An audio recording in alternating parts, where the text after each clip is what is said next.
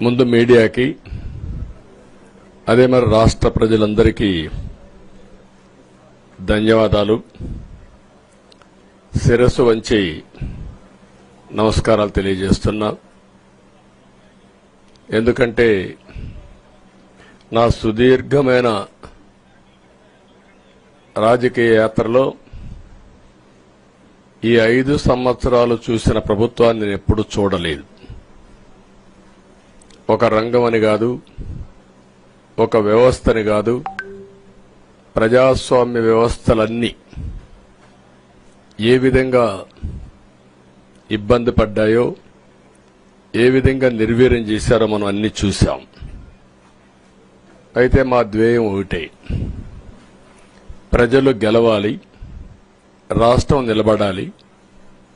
దీనికోసం ఎన్ని త్యాగాలైనా సరే చేసి మళ్లీ భావి తరాల భవిష్యత్తు కోసం ముందుకు పోవాలని చెప్పి వెళ్ళాం.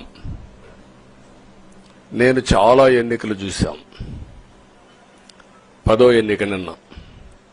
అంటే ఇన్ని ఎన్నికలు చూసినా, అంటే ఎన్నికలు చూడడమే కాకుండా ఈ ఎన్నికలన్నీ at the helm of affairs ఉండి ఎప్పటికప్పుడు సమీక్షలు గాని ఇవన్నీ నిర్వహించడం కూడా చేశాం.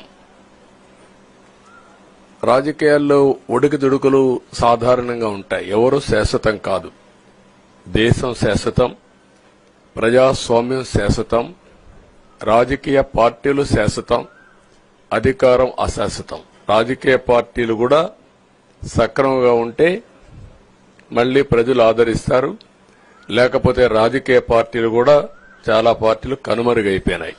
వ్యక్తులు కనుమరుగైపోయారు, రాజకీయ పార్టీలు కనుమరుగైపోతాయి. కానీ ఇంత హిస్టారికల్ ఎలక్షన్ నేను ఎప్పుడు చూడలా.